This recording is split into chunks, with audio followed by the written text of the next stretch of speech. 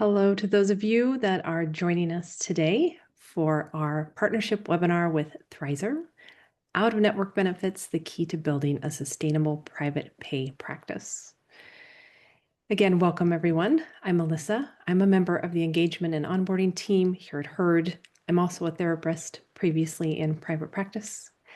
Many of us know the frustration our clients face when they want to work with us, but they can't use their insurance directly. Usually that means they are stuck paying out of pocket or trying to file their own claims or waiting for reimbursement. And that's where Thrizer comes in. Thrizer makes that whole process easier. It's a platform that allows you to accept your full fee while helping clients utilize their insurance benefits.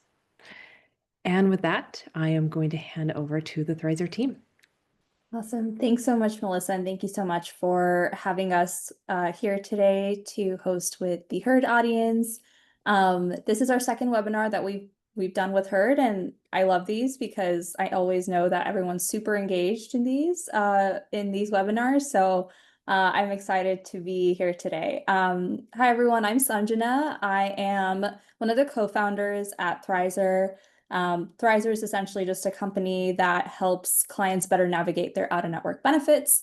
We'll talk a little bit more about that later, but the session today will be very much focused on what are out-of-network benefits, how do they fit into your workflow, the nitty-grittiness, and I'll try to be as transparent as possible, having dealt with insurance companies and a bunch of claims. How do they determine their reimbursement rates? All of those fun things. So I will go ahead and get started. Quick housekeeping slide before I jump in. The chat is disabled, but you will see that there is a Q&A icon in your Zoom interface. So you'll be able to submit questions there. I'll try my best to get to all of your questions. What I like to do is typically stop at the end of each section because I know the material can get a bit dense. So I'll be monitoring the Q&A after each section and try to get to all the questions. This webinar is recorded, so I will make sure to share the recording as well as the resources that I mentioned at the end with you later today. So yeah, that's pretty much all of the housekeeping items. Let's go ahead and jump in then. Here's our agenda. We're gonna kind of level set and establish what the client funnel looks like and where out-of-network benefits fit in.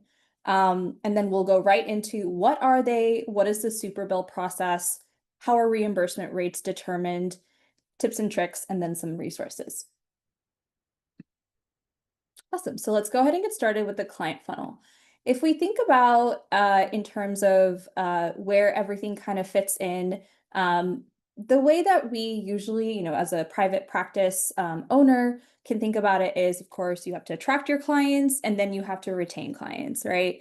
And so there's a whole slew of things that I'm sure all of you are doing in terms of referrals. You're probably on Psychology Today. Maybe you have a website, maybe you're blogging, using social media. That's everything that you would need to know or you would need to do essentially to make sure that your clients hear about you, right? And then after that, essentially would be here are the ways that we can actually retain clients. You guys know this way better than I do. Building a comfortable environment, tailored approach, etc. So when we think about the funnel, though, there usually tends to be this part in the middle, and I talk to a lot of therapists that say, I feel like I'm doing all the right things. I feel like people even come to my consult calls, but at the end of the day, I'm not able to convert them into actual clients of mine. And so that's the question that we often get of how do we actually convert clients after they hear about us, right? And that's where we really want to expand this middle part of the funnel and include converting clients as its own place that we want to make sure that we are building strategies and getting, kind of making sure that our clients feel supported and that final push that they need to start sessions with you. So of course, what can be helpful is consult calls, talking about, if there's a good fit, your value prop, all of that. but then, maybe the conversation quickly becomes about financials, right? Maybe they're not able to afford your full private pay rate. Maybe you offer a sliding scale for some clients. Maybe you do pro bono work for other clients. And that's really where out-of-network benefits fits in, right? They've heard about you, they've come through the door, you're having a consult call with them, and that's where you start, incorporating out-of-network benefits into your conversation. And it can be a really powerful tool where you're still getting your full private pay rate, but they're getting reimbursement back and saving on their sessions. So it can also be a really good tool for retaining clients down the line. And why is that? A lot of times clients, when they start out with you, they might be like, great, yeah, I can afford the full private pay rate. I'm not financially constrained at the moment, but their financial situation can change at any point in the future, right? And I'm speaking from personal experience. I'm a long-time therapy goer myself.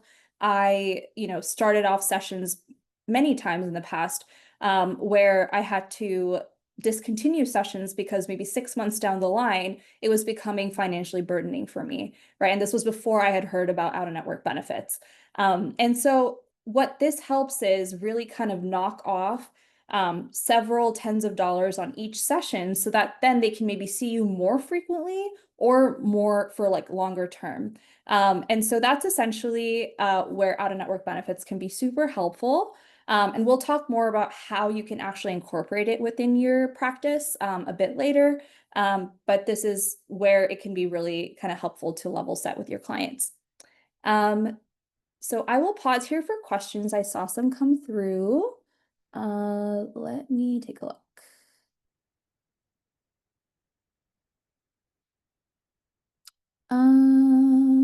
Is the allowed amount usually the same as their in-network as your in-network rate? No, so we're going to talk a lot about the allowed amount. It isn't the same thing. They have a separate out-of-network rate that is reimbursed, and then there's an in-network kind of rate that clinicians are paid out. So we're going to make sure that we cover that in a second. What is the script that you use? Yep, we'll make sure to kind of walk through that. And that should pretty much be it. I'm seeing a few that's saying that you can't hear me. Can you, if you can hear me, can you just send a quick message in the Q&A? Am I coming through okay?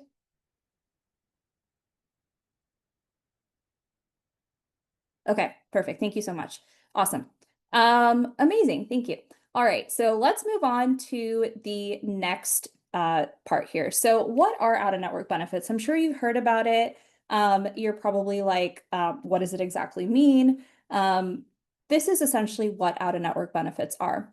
The technical definition, you could call it, is benefits that exist in a client's individual insurance plan that allows them to receive reimbursement for services from clinicians who don't accept their insurance.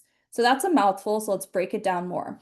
What this actually means is essentially if you don't accept insurance as a clinician, or maybe you don't accept their insurance, clients can still submit for insurance reimbursement and receive reimbursement back, saving them on average of 60 to 70% of the cost of the sessions. And that 60 to 70% is what we've seen at Thrizer. So essentially what that means is, let's do a quick example. Let's say your private pay rate is $200. They might only end up paying $80 after reimbursement, right? They might get 60% of that session covered and are only paying $80 for your session. So of course, there's a lot of nuance that goes into this, and we'll cover that. But that's basically what it is. The out-of-network benefits are existing in the client's insurance benefits, not something that you necessarily need a panel with or accept directly in terms of insurance. So why incorporate out-of-network benefits into your private practice? Of course, you earn and set the rate that you want, right? Your caseload will be much more manageable because you'll be able to earn the rate that you want and maybe have a much more manageable caseload, and in terms of ultimately less burnout. You don't have to deal with insurance, so it's kind of entirely on the clients to submit for insurance. I do get the question a lot around, are there still going to be audits and clawbacks? It rarely happens within out-of-network settings. It can happen. At Thrizer, we've been doing this for 3.5 years, and like it has rarely happened. And so if we're thinking about, okay, like there's 100% of clients who use their out-of-network benefits, literally like 99.5% of them go through completely fine, and the clinician is never contacted for any audits or clawbacks or any of that. And then all while you're being more accessible to your clients and saving them about 50% or more on your sessions. So it really is kind of a win-win in terms of a more sustainable approach for both you and your clients. And let me quickly cover some of the FAQs I get so that we can kind of get over that in the beginning here. So what percentage of plans have out-of-network benefits? And then maybe I'll do this next one together. What specific type of plans have out-of-network benefits? Of the clients who come to us, the percentage that we end up seeing is about 70% end up having out-of-network benefits. Of course, that doesn't mean 70% of the United States has out-of-network benefits. It's probably a self-selected group of people who have PPO plans or know that they have out-of-network benefits or have really great insurance and have a hunch that they might have it. But 70% who end up coming to us and check their benefits through Thrizer end up having out-of-network benefits. And so if we talk about the specific plans that have these benefits, it's the PPO plans. There are also some non-PPO plans that will have it as well. The plans that don't have out-of-network benefits would be Medicare and Medicaid. And then HMO plans don't have out-of-network benefits, and that's what a lot of Kaiser tends to be. So outside of Medicare, Medicaid, and HMO plans, there are a large subset of insurance plans that do have out-of-network benefits. And a lot of times people are surprised that they didn't know that they have these benefits. So it's always kind of in their best interest to make sure that they verify their out-of-network benefit coverage. And then what services and CPT codes can be reimbursed with OON? Essentially everything. So the good news is that in the out-of-network setting, insurance companies are actually much more flexible. So in network, they might push back on couples therapy or family therapy or certain diagnoses codes and things like that. But within the out-of-network setting, couples therapy, family therapy, psychological evaluations, testing, of course, individual psychotherapy, all of these things tend to be covered. It can vary by specific insurance plans, but for the most part, it is covered. From a diagnosis code perspective, since we get this question a lot, F codes are totally fair game. We've never run into issues with those. Z codes tend to be a little bit difficult. It's kind of 50-50. Again, just depends on the specific insurance plan that we're dealing with. So we do kind of, if a therapist is kind of stuck between should I do an F code or Z code, and it makes sense to do either, we always recommend do an F code because that kind of maximizes reimbursement success for your clients. But again, couples therapy, family therapy, a lot of these things are much more flexibly accommodated within the out-of-network setting. How do we know if a client's plan has out-of-network benefits?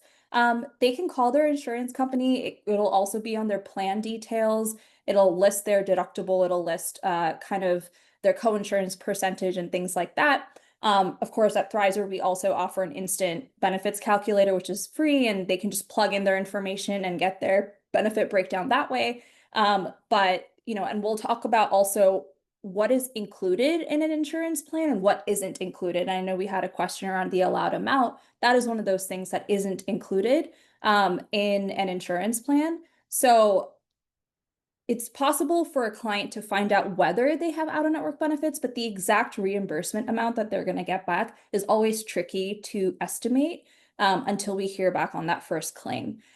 So that's essentially, we'll kind of walk through why that is the case. But in kind of at a high level, the best way to find out whether they have out-of-network benefits is to call their insurance company or use something like Thrizer to quickly check benefits. And then finally, these two questions we're actually going to delve into in the next two sections. How do clients access their benefits, and then how do insurances determine the reimbursement rates? These are two questions that we get a lot, so I'm going to kind of make sure that we spend a lot of time on that. That should be the end of this section. So let me go and take a look at the Q&A.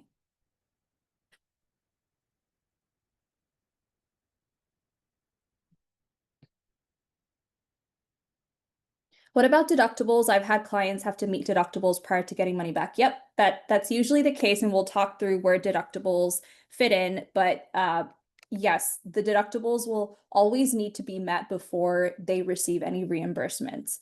And we will chat through that in a little bit more detail. 90847 tends to be lower than 90834, 90837. Is that also common with O1 reimbursement? Yes, 90847 tends to be a little bit lower, but not dramatically so. It'll probably be within $5 to $10 within that range, right? It's not going to be dramatically less so based on what we've seen. So if it makes sense to use 9083437 versus 90847 because someone has an individual diagnosis, you probably want to go that way. But if not, 90847 still kind of gets you within the ballpark. How does O1 reimbursement work with telehealth? When I'm in one state and client is in a different state that I'm also licensed in, the location of services doesn't matter for OON at all. So telehealth is reimbursed at the same rate that an in-person office visit is reimbursed at, as long as you are licensed in the state that you're offering services in. That tends to be totally fine. We do specify on claims that this was a telehealth session, but we haven't seen any differences in terms of the reimbursement rate specifically. So the clawbacks always go to the client, and is it okay to do an F code with the Z code for coverage? Yeah, so clawbacks, there isn't the equivalent of a clawback essentially is a claim denial, right? Because they're waiting for a check in the mail, right? So the way, and we'll talk about this in a second, but they will always pay your full rate up front and submit their invoice for insurance and wait for a check back. So if they don't receive the check back, that ends up kind of feeling like a clawback, but they've actually never received it. Rarely does it happen that a client receives a check and then is asked to return the check back to insurance, right? So that doesn't tend to happen. We haven't seen that. So the equivalent, I guess, if you think about it, is really just a claim denial, which is also terrible, but there isn't really a concept of clawback as such in out-of-network. Is it okay to do an F code with a Z code? Yeah, you can include multiple codes. If there's an F code in there, that will most likely get reimbursed. So if you want to include F code and a Z code, that's totally fine. The example I was giving was more so that if you just do a Z code, that can be tricky in terms of insurance reimbursement. Again, just depending on the insurance plan. Will this be recorded? Yep, it will be recorded. Is there more leniency for seeing clients multiple times per week? Yes. So what we kind of have seen in terms of claim denials is that it gets difficult when you submit multiple sessions on the same day. But as long as they're not on the same day, it seems to go through totally fine. So this can be difficult where I know some clients have an individual psychotherapy session and a family session on the same day. It's kind of, again, 50-50. Most likely one of those sessions will be denied because it was on the same day. But as long as they're on subsequent days, it tends to be generally okay. Can you repeat again which insurances don't have LON? Yep, so it's Medicare and Medicaid. They don't have out-of-network benefits, and then HMO plans. So HMO plans are a specific type of health plan. All insurances offer it. Kaiser tends to be the one that offers it the most, or most of their insurance plans tends to be HMO. But those are typically the plans that don't have out-of-network benefits. There are, of course, non-HMO, non-PPO plans, right? It's not that there's just PPO and HMO. Within that subset, it's kind of just depends. You have to check their benefits to make sure whether they have out-of-network benefits. But they may or they may not. And so that's why it's important to just check benefits. PPO tends to be really great in terms of out-of-network benefits. Is there a website to check clients' benefits for United and Optum plans, kind of like Availity? Yeah, I mean, Availity will do it. Availity is kind of just a clearinghouse. We actually integrate with Availity. And so it's just kind of confusing to use. And also, I don't think a client can access Availity. It usually needs to go through a clinician. If you have an Availity access, then you can help them out and do that. But there are a lot of out-of-network billers out there, including Thrizer, that we actually integrate with Availity, or Change Healthcare, either of those. And that's where we pull our out-of-network benefits coverage from. So even if we're seeing a couple, we can bill the sessions as a 90837 if an individual has a diagnosis. Yes, we do see that a lot. So if it ends up being, especially if only one person is submitting for insurance reimbursement, right? For that session, if that person is the one with the better healthcare plan, right? And they do have a diagnosis, you can always submit it as an individual psychotherapy session. That's something that we see a lot. A lot of great questions. Is it monthly?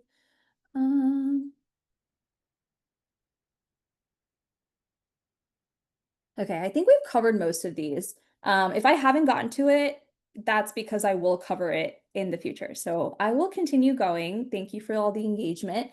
Let's move on to the next session then, or next section.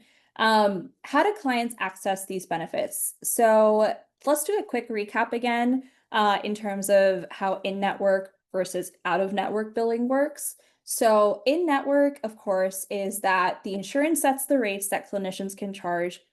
Clients pay a copay for that session, and then clinicians wait for reimbursement from insurance. So you're on the hook for waiting for that insurance reimbursement, and they will set your rate. In out-of-network therapy, right, is of course you set your own rate. The client is on the hook for submitting a thing called superbills, and we'll talk about that in a second. And they wait for a check back. So they will always pay your full rate upfront, submit that superbill, and then wait for a check back that reimburses a portion of your session fee. And so that's basically how it's different. It takes the burden off of you as a clinician, and it still gives them an opportunity to receive some money back from insurance. So what is a superbill? That is essentially the invoice that you will provide to your clients that they submit to insurance for reimbursement. So here's some of the things that go on a superbill. Your EHR, if you aren't familiar with it, check if it generates automatic superbills. I know a lot of the EHRs these days have sends over a superbill automatically on the first of the month.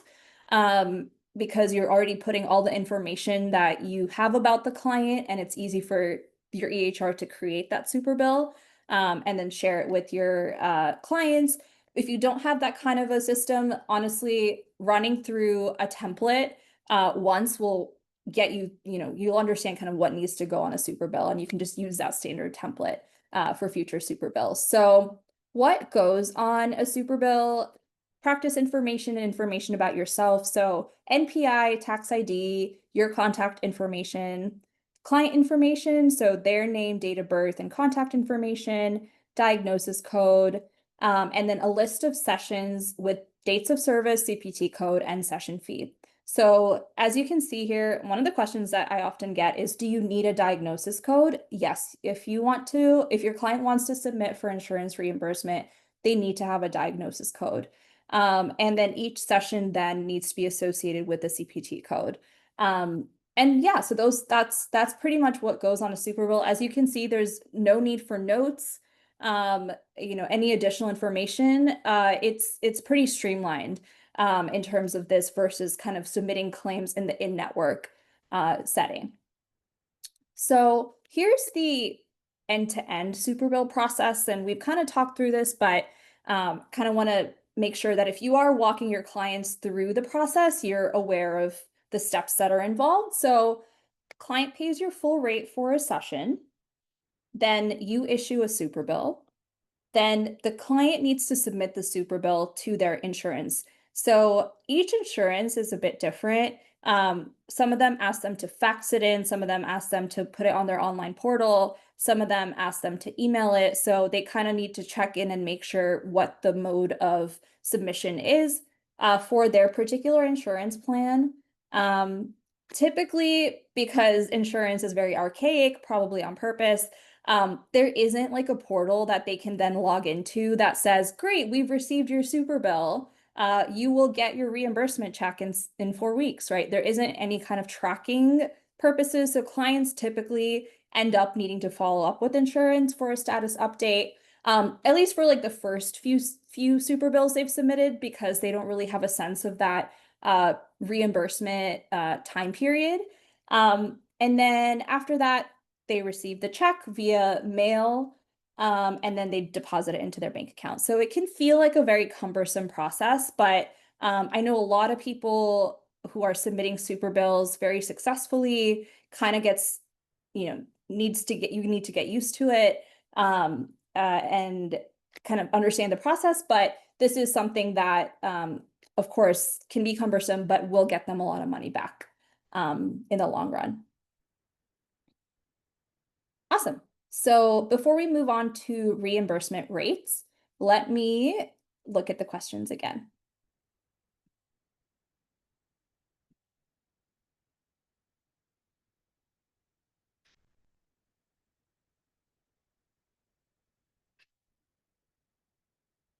I have a question here that says, can you show me a sample of a super bill? I don't have it handy right now, but if you just Google super bill template, you will get it. The way that's usually structured is on the top will be all of your practice information. So you'll enter your NPI, your name, your address, your tax ID.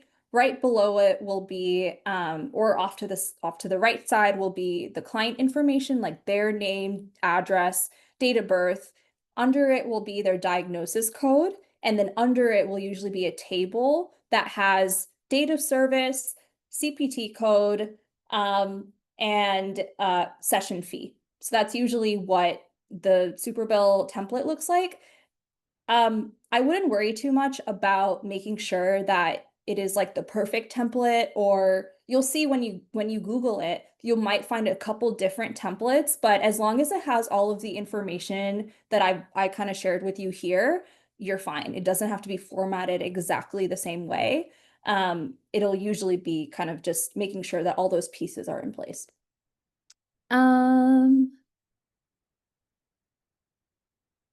Are super bills typically issued monthly or for each individual sessions? Yeah, it's most commonly issued monthly. If your client requests it more frequently and you are willing to provide the super bills more frequently, you can.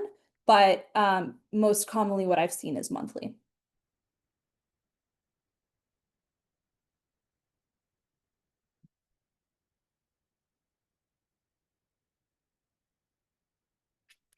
I think that's pretty much it. I'm trying to go back and see if I can answer some of the earlier questions that I didn't get to.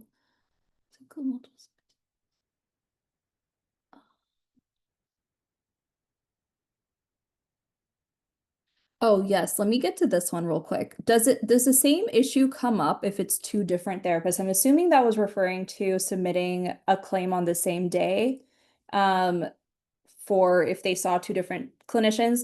I believe the same issue does come up because it's essentially still tapping into their own insurance benefits. But again, what I still recommend is still submit it. If it gets denied, it gets denied, but we always want to make sure we try. And make sure, if it does come back with a claim denial, you can make changes in the future, but maybe your insurance plan will accept it. So I would still try to submit it, even if it's on two therapists on the same day. Awesome. I will keep going then. Great. So this is kind of the part that I enjoy the most, because this is not something that is easily Googleable. And I feel like I have an obligation to kind of share this with you in terms of, because we've submitted so many claims, and We do have a lot of insight around how reimbursement rates are determined, especially because insurance companies keep it as such a black box, which I think is very unfair. So if we move on to the next slide here, if there's one kind of takeaway formula you kind of walk out with in today's session, it would be this one. So the question that we're trying to answer here is, what is the client's responsibility, right? Obviously, there's the clinician's rate. That's what you set. There's insurance reimbursement, and then there's the client responsibility. So the client is basically responsible for whatever the difference is between your rate and their insurance reimbursement. That is what you can call it, a co-insurance, you can call it a copay, the portion that they owe, whatever you want to call it, but that's essentially what the client's responsibility is. So if we do a quick example here, let's say your rate is 200, they're expected to receive back 120 from insurance reimbursement. Their responsibility is $80 per session. And so the in-network equivalent would have been like a $30 copay or a $40 copay or whatever their insurance plan is. In the out-of-network setting, it comes down to this formula of your rate and insurance reimbursement. So of course you set your rate. So the part that really then determines the client's responsibility is the insurance reimbursement. So let's dive into that.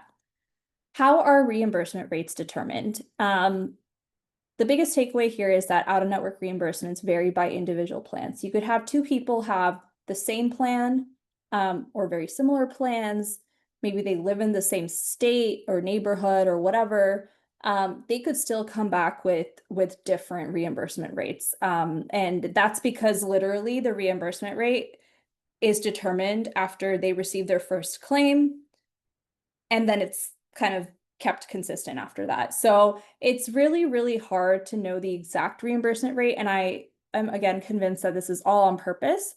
But what each plan will have though is a deductible, allowed amount, and a coinsurance. So those are kind of the three components that make up an out-of-network reimbursement rate.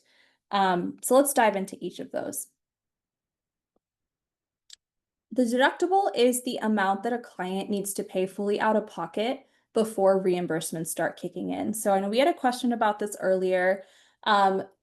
Essentially, it is the amount of money that they will have to meet before they start receiving those 120 checks, for example, right? During that phase, and I think we kind of get into this, the client is responsible for your full session rate until they meet their deductible. So let's say they have a deductible of $1,000, right? They will essentially need to pay whatever your full rate is, whether it's 200, 300, whatever it is, until they've paid off that $1,000.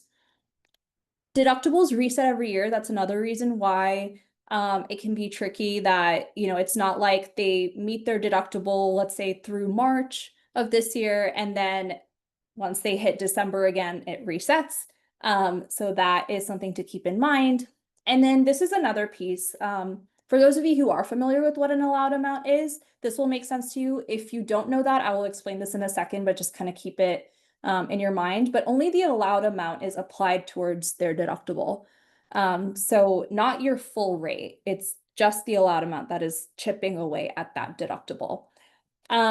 One question I get a lot is, what are the average deductibles that we see in insurance plans? The average that we see in kind of a normal or a regular plan is between $1,000 to $3,000. The flip side to that is if a client has opted for a high deductible plan, right? If they're like, I don't have much healthcare needs right now, I don't want to pay that much in premiums per month, they may have opted for a high deductible plan, in which case their deductibles are going to be $5,000 or $10,000 or even more, right? And so when I speak to clients, or my friends or anyone, what I'd like to coach them on is, if you are going to some sort of therapy, whether it's physical therapy, mental health therapy, even nutritionists, kind of all these things, the extra that you're paying per month does end up completely getting compensated by a lower deductible. So let's say that you opt for a deductible that is, or your clients opt for a deductible that is $1,000 or say $2,000. Their monthly premium might be $20, $30 more, but because they're going to therapy consistently, it ends up kind of paying itself back, right? So that's something that if you feel like you want to get into a conversation around that, kind of closer to the end of the year, whenever open enrollment is with your clients, especially people who are struggling, you can try to have that conversation with them. I know it's completely not your responsibility or duty to do that, but I think that a lot of young people especially just don't know how insurance plans work. And so it can be helpful to kind of just coach them on, hey, like if you do plan to come to therapy, it might pay off to opt for a higher premium plan. So that's my little soapbox around deductibles, but the net here is that yes, the deductible needs to be met before they can start receiving reimbursements from their insurance plan. Now let's talk about the allowed amount. So the allowed amount is the maximum amount that insurance will reimburse for each out-of-network therapy session. So let's dive in here. Allowed amounts are a complete black box and only fully known after the first claim is heard, you receive back the first claim. This is the part that actually varies per client and is not part of the insurance plan. So when a client reads their insurance plan or calls their insurance company, what they will know for sure is here's what my deductible is and here's what my co-insurance is. But the allowed amount is not published in that insurance plan. And it's kind of only determined after a claim lands on a rep's plate and they're like, oh, great, okay, we're going to set the allowed amount now. And so it can feel like a complete black box. It is. The other part here is that the allowed amounts don't determine how much you as a clinician can charge. So this is a question that we also get very often. It's like, if the allowed amount is $150, does that mean I can only charge $150? No, you can charge anything you want, but remember that basic formula, right? Your rate minus the reimbursement amount is the client's responsibility. So if the allowed amount is much lower than your rate, more of that just falls on your client's responsibility that they pay out of pocket, essentially. And then a client may be responsible for a portion of the allowed amount. And it'll still make a little bit more sense on the next slide where we talk about co-insurance, but just something to keep in mind. And finally, what is co-insurance? The percentage of the allowed amount that a client is responsible for. So let's dive in deeper here. This is an important nuance. So the co-insurance is based off of the allowed amount, not the clinician's rate. So let's say a client is looking at their insurance plan and it says 60% or let's say 30% co-insurance, right? It's easy for them to assume that it means that if my clinician is charging $200, I'm only responsible for 30% of the 200, so I'm only responsible for $60, right? That's not how the math works. It is off of the allowed amount. So we'll do an example in a second here because I know this can get really confusing, but just remember that quite honestly, the co-insurance percentage that they see on their insurance plan really doesn't mean anything because we don't know what the allowed amount is. And so that is important to kind of keep in mind. This is published directly on the insurance plan. And then finally, co-insurance typically ranges from 20 to 50%. As you'll see in an example soon, that really, again, doesn't mean much. It's just kind of, it helps with the math that we provide. For example, like Thrizer will provide an estimate. We take the co-insurers into account when we provide an estimate. Awesome.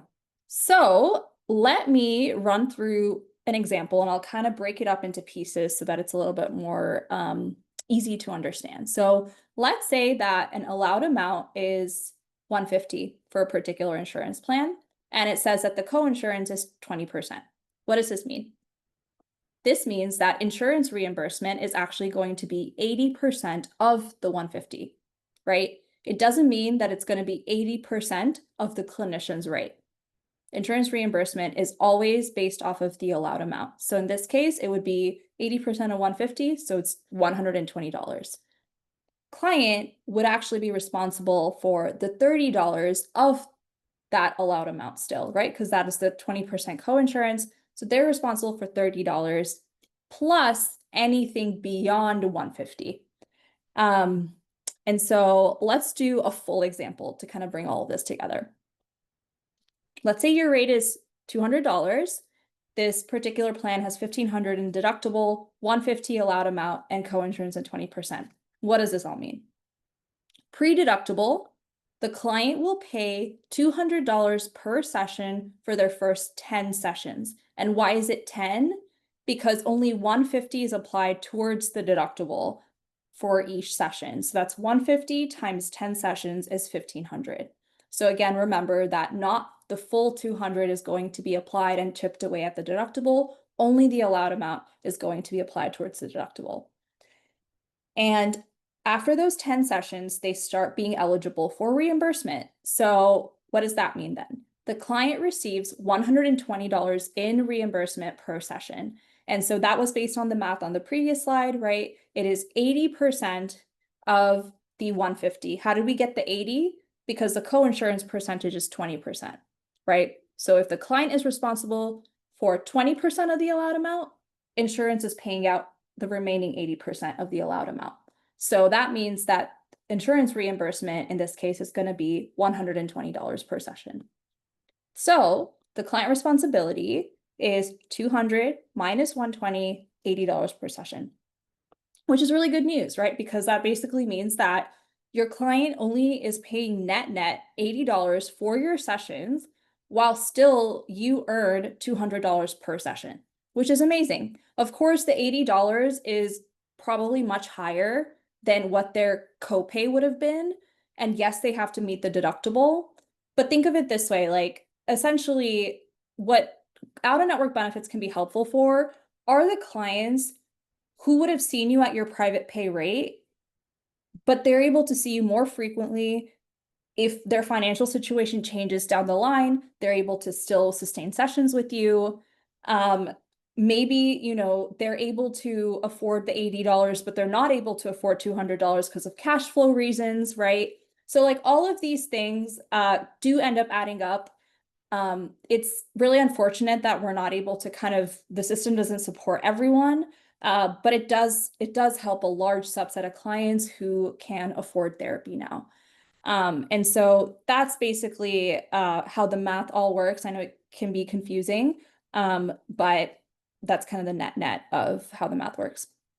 Awesome. So before I go on to the next slide, let me stop for questions.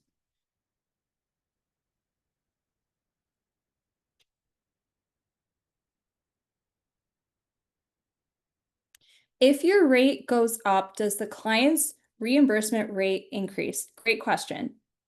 It only increases till the allowed amount. So let's do this quick example. In this case, the allowed amount was 150. So if you're charging 130, right, which is less than the allowed amount, you could be charging 150 to maximize their reimbursement. But if you're charging 200 and the allowed amount is 150, that's the ceiling. They're not going to get more than 120 back, right? So that's why it's important to calculate an actual number, because essentially what it's going to end up being is it's 80% of 150, but up to 150. So if you're charging 130, it's going to be 80% of 130, right? But if you're charging 160, it's still 80% of 150. So you can think of the allowed amount as kind of the ceiling. Anything beyond that doesn't impact or essentially make their reimbursement rate go up. Is there a way to know what the allowed amount is before the client begins therapy, so we can help them estimate how many sessions they need to pay out of pocket? Yeah, this is the question we get all the time. And unfortunately, the answer is no. We can get within a ballpark. And what we do at Thrizer is because we submit so many claims, we give them an estimated allowed amount. So we'll be like, hey, based on your plan and similar plans we've worked with, we estimate that your allowed amount is going to be 150 or 120 or 160, right? That's kind of the best we can do. It tends to be within the ballpark, but it will not kind of give them an exact number. So it's really important to what I kind of explained to clinicians is to really coach their clients on how this works, that unfortunately there isn't a way to know the exact amount until we hear back on the first claim, right? Once we hear back on the first claim, we will know what the allowed amount is, and moving forward, it likely won't change.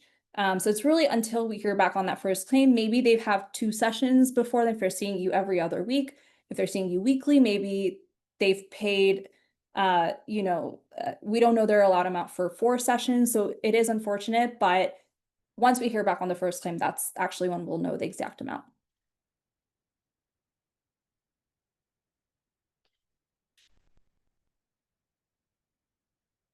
So the allowed amount is randomly decided by a single individual insurance or after they get the claim. I don't actually know what happens in an insurance company. It seems like that because of just the variety of allowed amounts. It could be an algorithm, it could be random, it could be a person. I'm not really sure how that works, but the point is that they won't have we don't know what the allowed amount is until we hear back on that first claim. Is there a specific out-of-network deductible for most plans, or are we referencing the general plan deductible here? Yeah, this is just an example. The 1,500 is not the like specific out-of-network deductible. The range that we see is between 1,000 to 3,000 for regular plans. And again, high deductible plans tend to be 5,000, 10,000, much higher than that. So it can vary by plans. You just kind of have to check the insurance plan. Does the diagnosis code determine reimbursement success or rate? I have a client that wants to return therapy with as needed sessions, and I imagine that their previous diagnosis might still be in full remission. Yeah, so that goes back to the conversation we had earlier around F codes versus Z codes.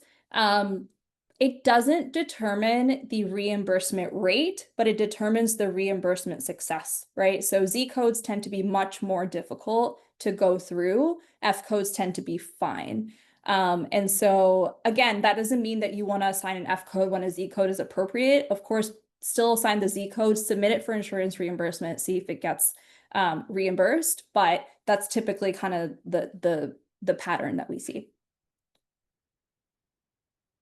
And I know there are a lot of Thrizer questions here, so I will get to that at the very end, just so that I don't kind of go off on a Thrizer tangent here.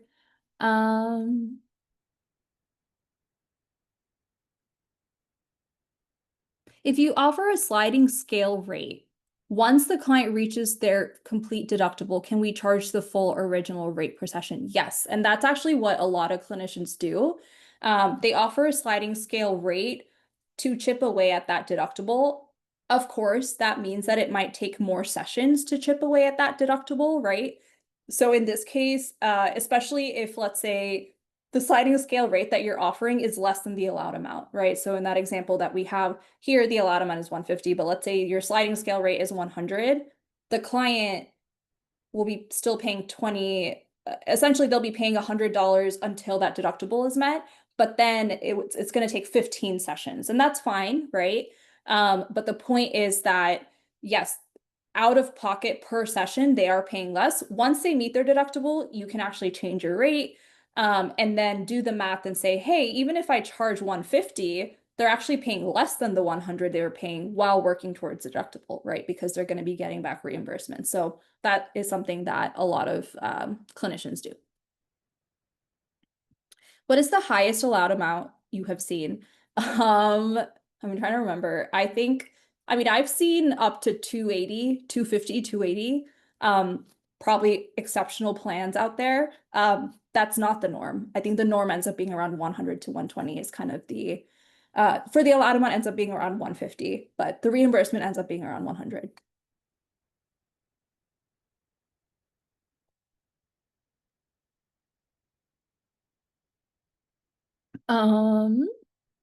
Does the same work for group therapy? Yes. So it's the same based on the therapy, whatever the CPT code is, that's not an issue. It just comes down to the individual insurance plan. Awesome. I am going to move on and we will talk about tips and tricks in the last 10 minutes here. Excuse me. So now that we know what out-of-network benefits are, and hopefully I've convinced you to a certain degree that they can be helpful for clients, the best kind of the tip is that you want to start incorporating it within your website and intake process. So here's a quick script that you can either put on your website or include it in kind of a call. While they don't accept your insurance, you may have out-of-network benefits in your insurance plan. That means that you will get back or will be able to get back a large chunk of our session fees as reimbursement. I'm happy to provide you with super bills, right? That kind of just lets clients know that even if you're not accepting insurance, maybe there is a way that they can still save on your sessions. And the earlier you talk about it, kind of the more you can incorporate it and use it as that conversion tool, as we talked about earlier. And then really understanding the talk track around it can be helpful in ultimately, retaining and converting that client. Take the time to walk clients through the superbill process. The superbill process can feel really cumbersome, right? And as you saw, it was kind of like a 6-step process, but here's maybe something you can say after their first session or so. Here's a superbill. You'll need to submit it to your insurance company, either via fax, email, or portal. Once you do that, it takes about 6 weeks for them to process the claim, after which you'll receive a reimbursement check in the mail. Just kind of walking them through the process can make them feel a little bit more comfortable around, okay, here's what I can expect, here's what I have to do, and just kind of maximize the chances that they will actually submit their super bill. Last thing here is automate the whole process with Thrizer. As you remember seeing this slide, this is a very long and arduous process. And it can be really overwhelming for a client. So with Thrizer, we actually get rid of all of these steps. The way it works is it's really just a 1-step process that kind of automates everything else downstream. So we are a payment platform. So the way it works, you can think of us similar to like a Stripe or a Square. You would charge your clients through Thrizer for that session. As soon as you charge them, they actually will automatically just be charged a copay or their client responsibility basically after meeting their deductible. So what exactly does that mean? It means that Thrizer handles everything. So step number 1 is always verifying whether a client has out-of-network benefits. We offer a free benefits checker for that. You're not paying any monthly fees or any of that. Automatic claim submission every time you charge a client. The fees we charge for you as a practice is just the 3% credit card fee since we're operating as your payment platform. There's no other monthly fees or minimums or any of that. That's likely the fee or similar fee that you're paying on your EHR or Stripe or wherever you're doing your current billing. After a client meets their deductible, they will just be charged a copay. We will front the rest of the clinician's fees to make you whole up front. And essentially what we're doing is we're waiting for insurance to reimburse us back instead of the client needing to wait for the 4 to 6 weeks. We have, a no back charges policy. What that means is if a client has already paid, let's say their $80 copay or coinsurance, and that claim gets denied, we are not going to back charge the client for that session or the remaining session fees or the clinician. The clinician would have already been paid out. We'll absorb the fees for that session. We'll resubmit. We'll try to work as closely as possible with insurance. If it continues to get denied, at that point, we would let the client know, hey, looks like we're running into issues. Please contact your insurance and you will be charged your full rate until we can resolve it. But we will not back charge any sessions that are denied after a client has already paid a coinsurance or after you've already been paid out. Yeah, so that's essentially kind of how Thrizer works. If you do have any questions, I'll make sure to kind of leave my contact information at the end so that you can reach out to me directly. But if we think about kind of this revamped client funnel, this is where Thrizer can be really helpful.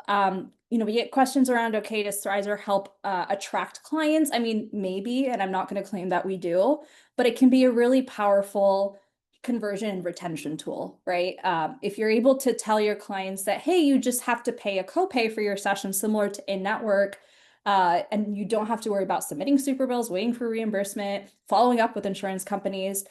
It can feel a lot more like an in-network session and can really help be that final conversion step in your after the intake call or the consult call, and then also a really good retention tool as well. And so here's kind of a quick talk track of how it would be with Thrizer.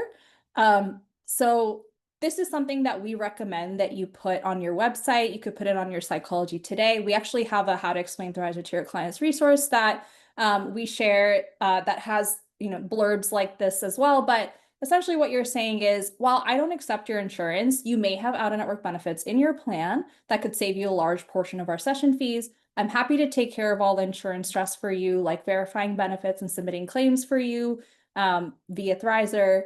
You can also just pay a copay for sessions after you meet your deductible, right? So even having something like that on your website or talking through it in your consult call can be really helpful way to kind of incorporate out-of-network benefits and Thrizer into your practice. Awesome. So let me wrap this up and then I'll go back to questions in a second. But resources that you'll receive from me after this call is the recording of this webinar. There is also, we've created an out-of-network benefits cheat sheet. It essentially kind of summarizes everything we talked about today. So if you're like, hey, I just need a quick refresher, I don't necessarily want to rewatch the webinar, that would be the place to go. And then finally, a free trial for Thrizer.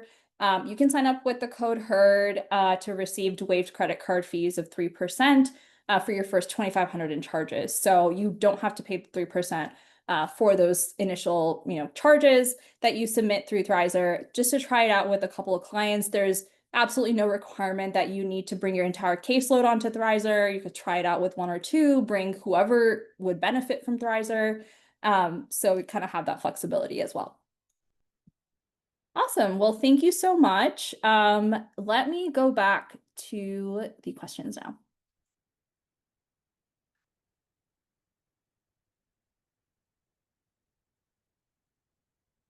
Are clients able to sign up for Thrizer without the therapist signing up? Yes, so we do have another offering that's called Thrizer Superbill Uploads. If you want to be completely out of the process as a clinician, Thrizer Superbill Uploads would be the better option for you versus our payment platform. And the way the Superbill Uploads work is the client creates their own profile, they verify their own benefits, they request superbills from you, and then they upload the superbills onto their Thrizer portal. So there is an additional fee associated with that for the client, but it does still keep them kind of removed, keep you removed from the process, and still offers them a resource to help navigate the insurance stuff.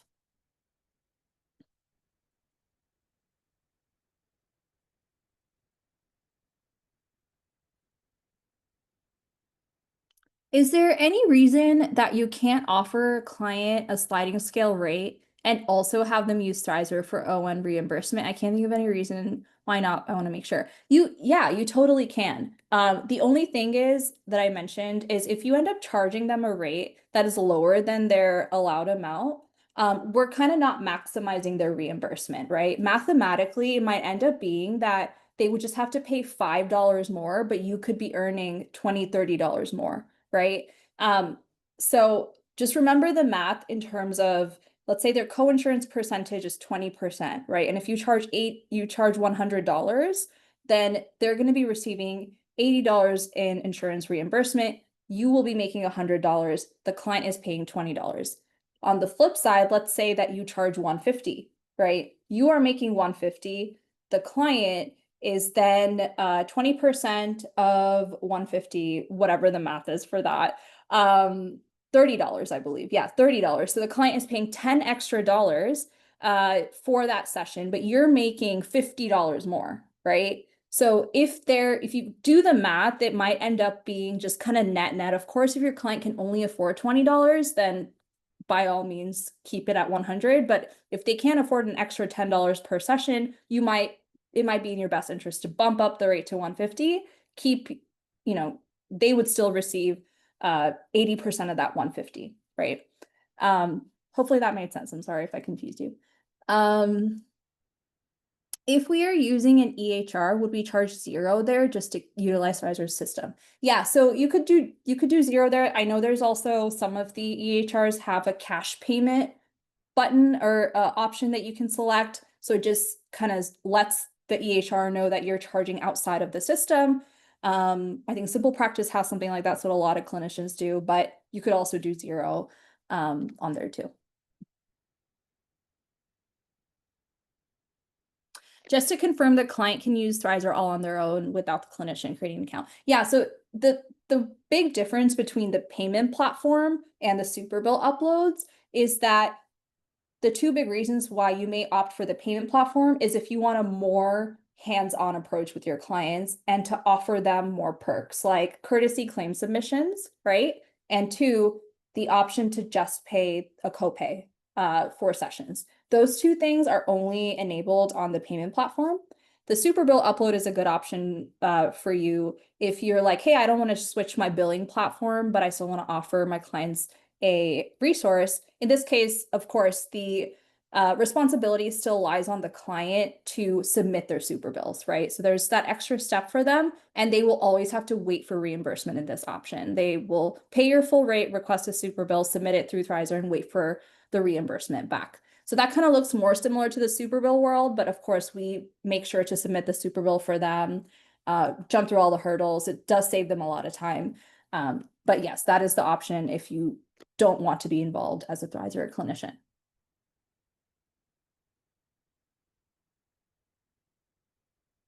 Yeah, we get a lot of questions around integration with EHRs. That is in our roadmap. We are a small bootstrap company at the moment. So, it is something that we are working towards. It likely won't happen for at least a year in full transparency. So you will have to kind of process payments through the Thrizer portal. Understand that can be kind of a huge extra step in your process, but know that it's coming, and hopefully there's still kind of benefits to using a separate platform for your clients.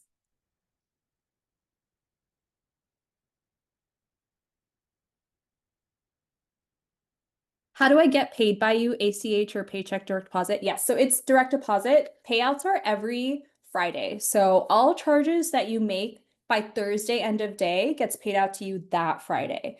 That's where we deduct the 3% credit card fee from you. Comes to the bank account that you have assigned.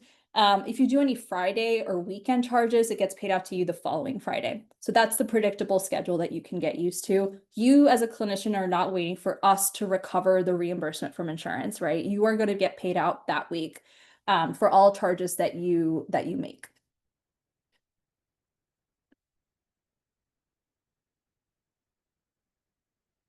Can I keep my group practice clinicians as in network, but myself out of network as I'm the practice owner? As long as you are not individually credentialed with insurances, you can do that. So let's say that you've registered your group practice as an in-network entity.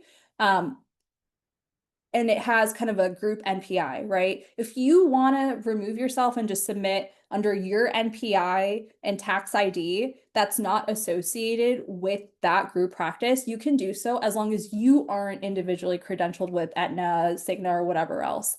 So that's a nuance there. If you are credentialed with those specific insurances, not just your group practice, then insurance will view you as an in-network provider and you can't submit out of network in that case. The other question we get is, what if I'm credentialed through Headway or Alma? In those cases also, you are fine and you can actually submit out of network claims. Reason being is Headway and Alma credentials you under their tax ID. So if you were to submit outside of their tax ID, which is how we do it in Thrizer, or even if you were going to issue your own super bills, you can still be seen as an individual clinician that is out of network. So that's not an issue. We don't offer auto pay, and that's intentional, at least right now, because we want to make sure the session actually happened. Because the point at which you say, yes, this session happened is when the claim is automatically submitted to insurance for them. Auto pay may be a feature that we introduce in the future, but right now we really want to make sure that there is that additional check that yes, the session happened. because the session happened, the client's claim will be submitted to insurance and they'll get reimbursement. But there is an option for the next part of this question was clinicians. Can you charge no-show or late cancellation on Thrizer? Yes, you can. So you can charge those. You'll see that when you try to charge a client, there's a particular selection that you can make for appointment charge, but there's a second one that says client no-show. So you can use that to charge for that session. The only difference there is that a claim isn't automatically submitted for them, but everything kind of looks the same besides that.